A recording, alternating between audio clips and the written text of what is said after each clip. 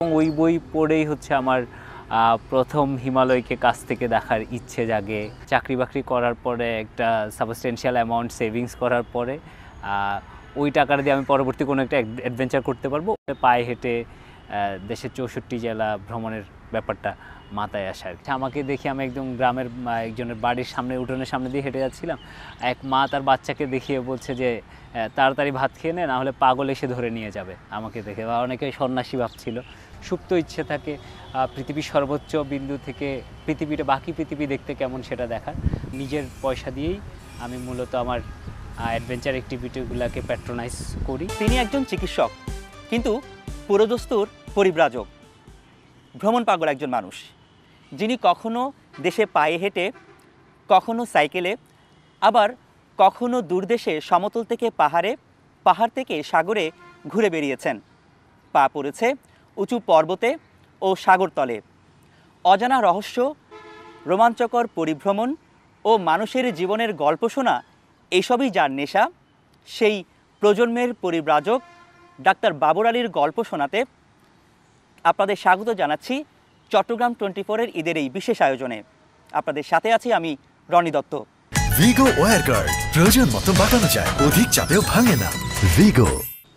আপনাকে স্বাগত আমাদের আজকের এই আয়োজনে। ধন্যবাদ আপনাকে এবং চ্যানেল 24কে আমাকে আজকে অনুষ্ঠানে আমন্ত্রণ জানানোর জন্য। শুরুতেই আপনার কাছ থেকে জানতে চাইবো আপনার বেড়ে ওঠা লেখাপড়ার যে গল্পগুলো। আমার জন্ম বেড়ে ওঠা সব চট্টগ্রামে। আমার পৈতৃক বাড়ি চট্টগ্রামের নজমিয়া হাটে। আর পড়াশোনা করেছি চট্টগ্রামের সরকারি Muslim high school, Ispahani public school and college. পরবর্তীতে এমবিবিএস পড়াশোনা করেছি আমি চট্টগ্রাম মেডিকেল কলেজে। আর এর পরবর্তীতে হচ্ছে এমবিবিএসের পরবর্তী পড়াশোনা আমি হচ্ছে মাস্টার অফ পাবলিক হেলথ পড়েছি, এমপিএইচ, রোগতত্ত্ব বা এপিডেমিওলজিতে। ভ্রমণের নেশাটা কিভাবে আপনার মধ্যে ঢুকলো? ভ্রমণের নেশার ক্ষেত্রে অনেকের ক্ষেত্রে যেরকম হয়, অনেকে হয়তো অন্য কাউকে দেখে ইন্সপায়ার হয়। আমার ক্ষেত্রে ব্যাপারটা একটু অন্যরকম। আমি হচ্ছে ভ্রমণ বা পাহাড় নিয়ে প্রথম আসলে আকৃষ্ট হই বই পড়ে। সমরেশ মজুমদারের গর্ভধারিণী বইটা আমরা হয়তো অনেকেই পড়েছি। আমি স্কুলে থাকতে এই বই প্রথম পড়ি এবং ওই বই পড়েই হচ্ছে আমার প্রথম হিমালয়কে কাছ থেকে দেখার ইচ্ছে জাগে, কাঞ্চনজঙ্ঘাকে দেখার ইচ্ছে জাগে এবং সান্দাকফু ফালুর যে অঞ্চলটার বর্ণনা আছে সেই ট্রেকটা করার ইচ্ছেটা আমার মনে আসে। এবং ওই বইটাই বেসিক্যালি আমাকে পুরোদস্তুর ভ্রমণ করতে অনুপ্রাণিত করেছে। আর চট্টগ্রাম হিল ট্রেকস আমাদের এখান থেকে খুব বেশি দূরে নয়। প্রথম যখন যাওয়ার সুযোগ হয় সেটা 2010 সালে। এরপর থেকে হচ্ছে প্রথমবার গিয়ে যেটা হয় যে মন ভরেনি আর কি। এরপর এই বারে বারে যাওয়াটা অব্যাহত ছিল। এর পরবর্তীতে সুযোগ হয় হিমালয় বা হিমালয়ের অন্যান্য চূড়াগুলোতে পা রাখার আর কি। চিকিৎসার পাশাপাশি এই ভ্রমণটা আসলে ম্যানেজ করেন কিভাবে? আমি বেশিরভাগ ক্ষেত্রেই বিভিন্ন দেশীয় প্রতিষ্ঠান, আন্তর্জাতিক প্রতিষ্ঠান, এনজিও, আইএনজিও এগুলোতে আমি চাকরি করেছি। নানান হচ্ছে প্রোগ্রামে অথবা নানান স্টাডিতে কাজকর্ম করেছি। তো আমার ক্ষেত্রে বেশিরভাগ ক্ষেত্রেই যেটা হয়েছিল যে আমি অন্যদের ক্ষেত্রে যেটা হয় যে সবাই একটু সিকিউর লাইফ চায়, একটু লম্বা সময়ের চুক্তিতে কাজ করতে চাই। আমি সবসময় চেয়েছি যে যেগুলো শর্ট টার্মের চাকরি, যেখানে কদিন চাকরি বাকরি করার পরে একটা সাবস্টেন্সিয়াল অ্যামাউন্ট সেভিংস করার পরে ওই টাকাটা দিয়ে আমি পরবর্তী কোনো একটা অ্যাডভেঞ্চার করতে পারবো। কেন এই সিদ্ধান্ত নিলেন? জীবন আমার কাছে হচ্ছে গতি, তো এবং গতির সাথে সাথে যে জিনিসটা খুব স্বাভাবিকভাবে আসে পরিবর্তন। তো এই গতি, এই পরিবর্তন, এই জিনিসটা দেখার জন্য আমার মনে হয় যে ভ্রমণ করাটা জরুরি এবং সেটা অন্য অনেক কিছুকে কম্প্রোমাইজ করে হলেও আর কি। আমাদের ক্ষেত্রে আমি সবসময় বিশ্বাস করি যে একটাই জীবন, তো এটাকে আসলে একদম ফুলেস্ট ওয়েতে যাতে যাপন করা যায়। আপনি তো সারা দেশে ঘুরেছেন, তো এই সিদ্ধান্তটা কেন নিলেন? ইনিশিয়ালি আমি যখন আসলে সাইকেলে চেপে অনেকগুলো জায়গায় যাচ্ছিলাম, তো অনেকগুলো জায়গাতে হয়তো খুব ছোট্ট বাজার বা কোনো একটা ছোট্ট লোকালয়ে থামতাম, যেটা আমি কোনো দ্রুতগতির যানবাহনে গেলে কখনোই থামা হতো না। হয়তো গ্রাম্য একটা ছোট্ট বাজার বা লোকালয় যে জায়গাটায় থামা হতো। তো ওই লোকের সাথে ওই ইন্টারেকশনটা আমি খুব উপভোগ করতাম, যে ওরা তো দেখলেই বুঝতে পারতো যে এরা এখানের লোকজন নয় এবং খুব আগ্রহ নিয়ে এটা সেটা জানতে চাই। তো এই যে চায়ের কাপে চুমুক দিতে দিতে এই ইন্টারেকশন, এটা খুবই আমার কাছে আগ্রহ জাগানিয়েছিল। তো পরবর্তীতে যখন মনে হলো যে না, আর একটু স্লোয়ার কোনো ওয়েতে যদি এই দেশটাকে দেখা যেত, তখনই আসলে পায়ে হেঁটে দেশের 64 জেলা ভ্রমণের ব্যাপারটা মাথায় আসে আর কি। সেখানে কি কোনো মোটো ছিল বা কোনো বার্তা কি দিতে চেয়েছেন, কোনো মেসেজ? একটা মোটো ছিল হচ্ছে সিঙ্গেল ইউজ প্লাস্টিকের ব্যবহার লোকে যাতে কম করে সেই ব্যাপারে সচেতনতা তৈরি করা। সারা দেশে ঘুরলেন, সেখানের অভিজ্ঞতাটা আসলে কেমন, আর এখানে চ্যালেঞ্জ কি ছিল? যেসব জায়গায় হয়তো উপজেলা সদর বা ইউনিয়ন পর্যায়ে বা ছোট্ট গ্রাম পর্যায়ে যেখানে থাকবো, ওখানে আসলে আমি ওইভাবে অ্যাকোমোডেশনের ব্যাপারে আমি কি হেল্প পাবো বা কি ব্যবস্থা হতে পারে ওটা একটা চিন্তা ছিল, সংস্থানটা কি হবে। আর আরেকটা ব্যাপার ছিল নিরাপত্তা। তো লাকিলি দুটোই হচ্ছে আমার ক্ষেত্রে খুব বড় কোনো অসুবিধা হয়ে দাঁড়ায়নি। মজার কোনো ঘটনা আছে কিনা, বা যে জিনিসটাকে কোনো জায়গা আপনাকে বেশি আকৃষ্ট করে? মজার ঘটনা, অসংখ্য মজার ঘটনা। রংপুরের দিকে আমার মনে আছে, আমাকে দেখে আমি একদম গ্রামের একজনের বাড়ির সামনে, উঠোনের সামনে দিয়ে হেঁটে যাচ্ছিলাম। এক মা তার বাচ্চাকে দেখিয়ে বলছে যে তাড়াতাড়ি ভাত খেয়ে নে, না হলে পাগল এসে ধরে নিয়ে যাবে। আমাকে দেখে, বা অনেকে সন্ন্যাসী ভাবছিল। এরকম খুবই অসংখ্য মজার মজার ঘটনা আছে। স্কুবা, ম্যারাথন সহ নানা অ্যাক্টিভিটির সাথে কিন্তু আপনি জড়িত। তো সেগুলো আসলে কিভাবে করেন বা সেগুলো সম্পর্কে একটু জানতে চাই। স্কুবার ক্ষেত্রে আমি ট্রেনিং নিয়েছি, ডিওয়া কোর্স হয় আমাদের দেশেই সেন্ট মার্টিনের। শুধু যে ম্যারাথনের সাথে আমি নিজে দৌড়ে সম্পৃক্ত তা না, আমি ম্যারাথন আয়োজনের সাথেও যুক্ত। সবসময় মনে করি আমার মূল স্পোর্টস হচ্ছে পর্বতারোহণ। তো এই মূল স্পোর্টসটাকে ফিট করার জন্য আমি বাকি সব অ্যাক্টিভিটি করি। আপনি পরিব্রাজক হলেন, এটার অনুপ্রেরণা কারা বা কে কে অনুপ্রেরণা দেয় এটাতে? আমার অনুপ্রেরণা একটু ফিকশনাল ক্যারেক্টার, বিভূতিভূষণের হচ্ছে চাঁদের পাহাড় আমরা অনেকেই পড়েছি। তো ওইখানের যে ক্যারেক্টার ডিয়াগো আলভারেজ হচ্ছে আমি বলবো যে আমার one of the biggest motivation. তো আলভারেজকে নিয়ে একটা খুব সুন্দর কথা আছে যে উনি সেই দলের মানুষ হচ্ছে সারা আকাশটা যার ঘরের ছাদ। আপনি বিদেশে অনেক জায়গায় গেছেন, সে গল্পগুলো শুনতে চাই। সেখানের এক্সপিরিয়েন্সগুলো কীরকম? একটা ছোটোবেলায় পড়া একটা লাইন সবসময় মাথায় ঘোরে যে যা আছে জগতে তাই আছে ভারতে। তো আমার ভারতটাকে খুব ভালো মতো দেখার একটা ইচ্ছে ছিল।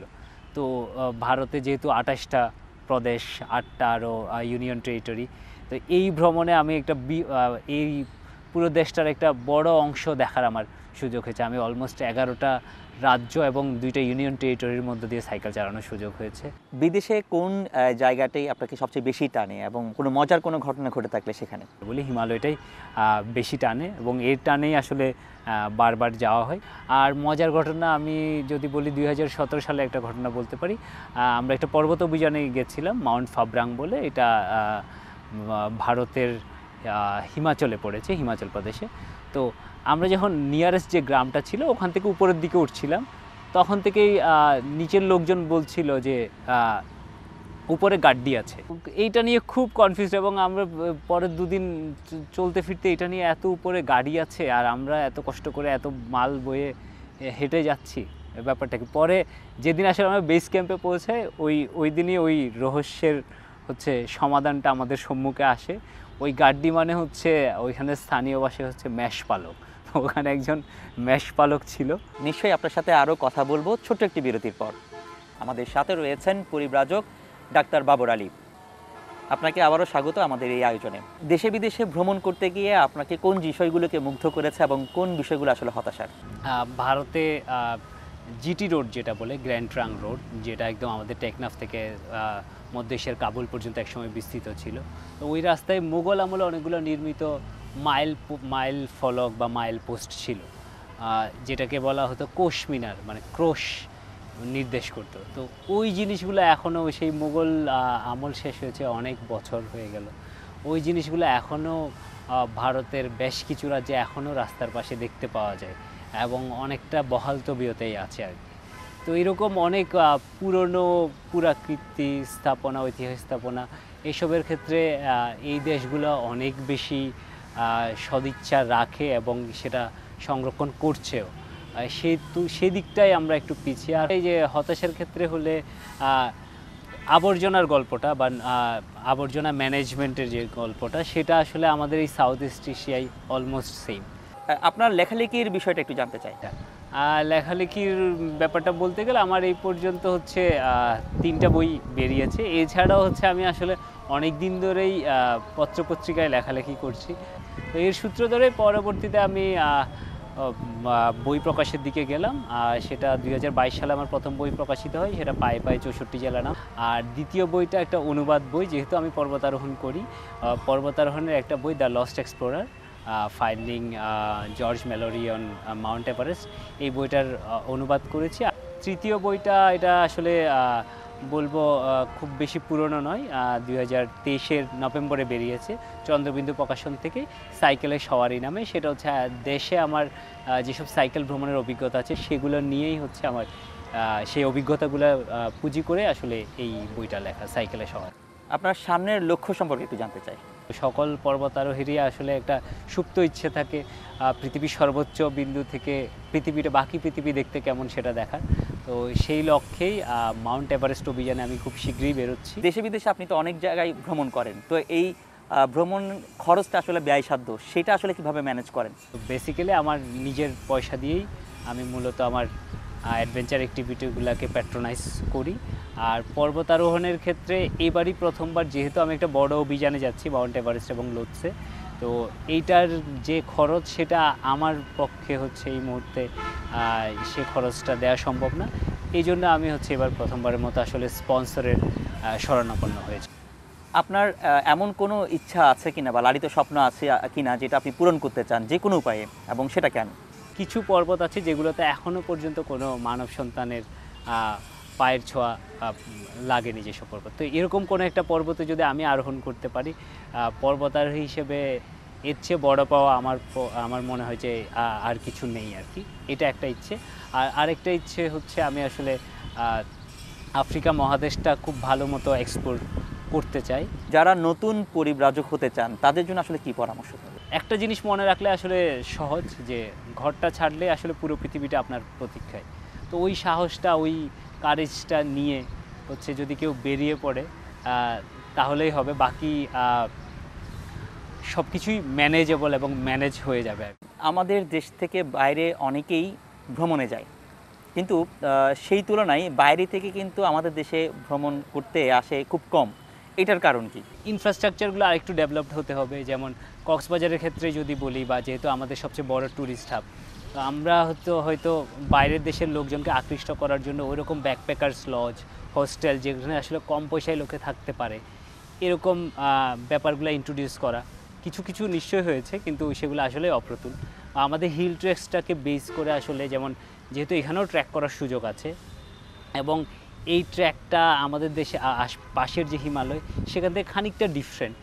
বর্ষায় যেমন আমাদের পাহাড় অসম্ভব সুন্দর, তো সেগুলোকে বেস করে আসলে যদি আমরা অ্যাক্টিভিটি বা ট্র্যাকগুলো প্ল্যান করতে পারি এবং লোকজনের কাছে পৌঁছাতে পারি, তাহলে আসলে অনেক বেশি লোকজন আগ্রহী হবে। এবং ওই যে ইনফ্রাস্ট্রাকচার, যে অনেকে আবার বাংলাদেশ সম্পর্কে হয়তো ইন্টারনেটে যেটা ভেসে বেড়ায় যে সিকিউরিটি কনসার্নের ইস্যুটা, যেটা আসলে বেশিরভাগ ক্ষেত্রে অনেকটাই অমূলক। এই ব্যাপারগুলো যদি আমরা আসলে একটু গুছিয়ে উঠতে পারি এবং এই ব্যাপারগুলো থেকে মুক্ত হতে পারি, এই যেসব প্রচারণা, তাহলে আমাদের দেশে অনেক বেশি পরিমাণে ট্যুরিস্ট আসবে এবং সেই সম্ভাবনা আছে। জনাব বাবর আলী, আপনাকে অসংখ্য ধন্যবাদ আমাদের সাথে যোগ দেওয়ার জন্য।